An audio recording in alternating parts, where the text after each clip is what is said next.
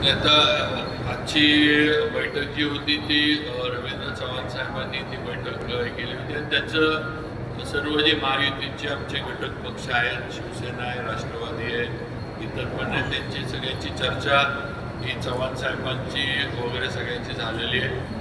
महायुतीच्या याच्यामध्ये आम्ही सगळेजण एकत्र आहोत.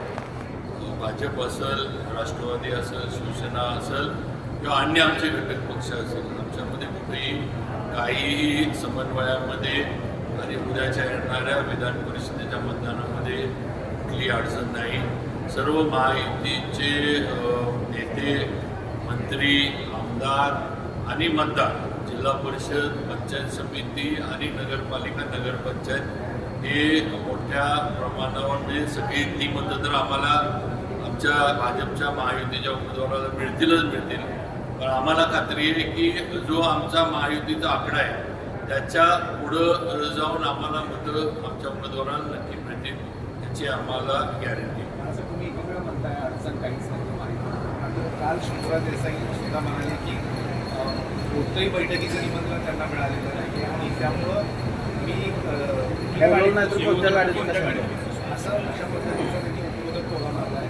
काय सांगतो? नाही, असं हे नाही आहे. तर मी आपल्याला सांगितलं की शंभूराजेंचं आबा असतील, संजीवराजे असतील, त्याचबरोबर आमचे प्रदेशाध्यक्ष रवींद्र चव्हाण साहेब असतील, यांचे चर्चा होऊनच सगळे झाले.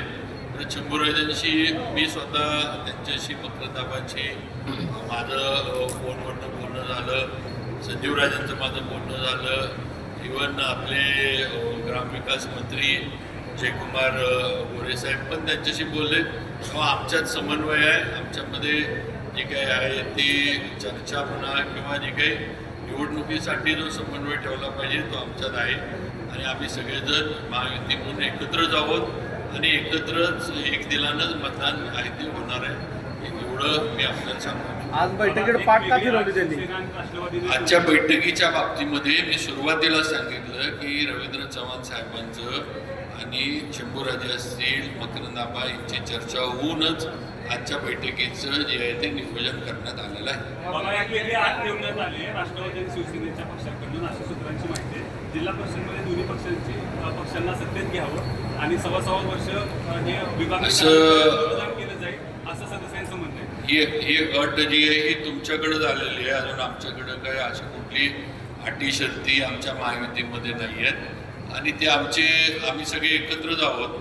त्यामुळं जरी काही असले हे तर पुढं देवेंद्रजी फडणवीस आहेत, एकनाथ शिंदे साहेब आहेत आणि सुनेत्रा वहिनी आहेत, यांच्या माध्यमातून काही जे काही निर्णय असले तर ते पुढं या सर्वांच्या माध्यमातून होतील. स्थानिक स्वराज्य संस्थेच्या निवडणुकीला भाजपनं युती धर्म पाळला नाही, स्वबळाचा नारा घेऊन निवडणुकी लढल्या आणि त्यावेळी त्यांना मित्रपक्षांची आठवण आली नाही आणि आता मतदानासाठी मित्रपक्षांची आठवण येते असं देखील सदस्यांचं म्हणणं आहे. सगळ्या राज्यामध्ये 17 निवडणुका होती, 17 ठिकाणी आणि 17 ठिकाणी सगळे महायुती म्हणूनच लढतात. काही बिनविरोध झाल्या, काही ठिकाणी निवडणुकाला याच्यातच महायुती भक्कम आहे ते तुम्हाला दिसतंय. आता हे जे काही असे उगत अफवा वावड्या उठवण्याचा आणि गैरसमज पसरवण्याचे प्रकार आहेत, बाकी काय जिल्हा परिषदेच्या वादावरून अजून देखील मंत्री शंभूराज देसाईंची नाराजी दूर झालेली नाहीये. नाही बघा, शेवटी महामार्ग आणि होणं गरजेचं आहे. शक्तीपीठ महामार्ग पण मुख्यमंत्र्यांनी महामार्गाबद्दल फार जसं समृद्धी महामार्ग त्यांचं एक महत्वाकांक्षी व लोकांनी किंवा शेतकऱ्यांनी ॲक्विजिशनच्या बाबतीमध्ये त्या ॲक्विजिशनला मिळणारी रक्कम आहे ह्याच्याबद्दल काय हरकती असलं तर त्यातनं योग्य मार्ग निघेल. पण विरोधक जे आहे ते नुसतं भांडवल करतात. काँग्रेस असेल किंवा दुसरे राष्ट्रवादी पवारसाहेबांनी किंवा अन्य कोणी असेल नुसतं भांडवल करतात. चांगला प्रकल्प थांबवून कसा ठेवायचा, तो अडवायचा कसा, एवढा आहे.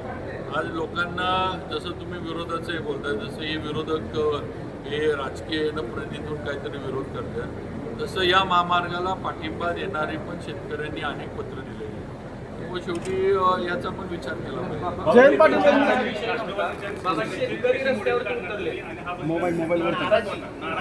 यांनी कुठलीही नाराजी नाही. मी परत सांगतो, सन्मान्य शंभूराजे देसाई, सन्मान्य आणि मी असेन, महाराज इथं आहेत, उदयनराजे आहेत, जयाभाऊ आहेत, आम्ही सगळेजण एकत्र आहोत आणि तुम्हाला मतदानातनं महायुतीचं उमेदवार म्हणून दलित सगळ्यांनी मतदान दिलेलं. उलट आमचं तर हे आहे की आमचं जेवढं मतदान आहे महायुतीचं त्याच्यापेक्षा जास्त मतदान आम्हाला पडणार. ठीक.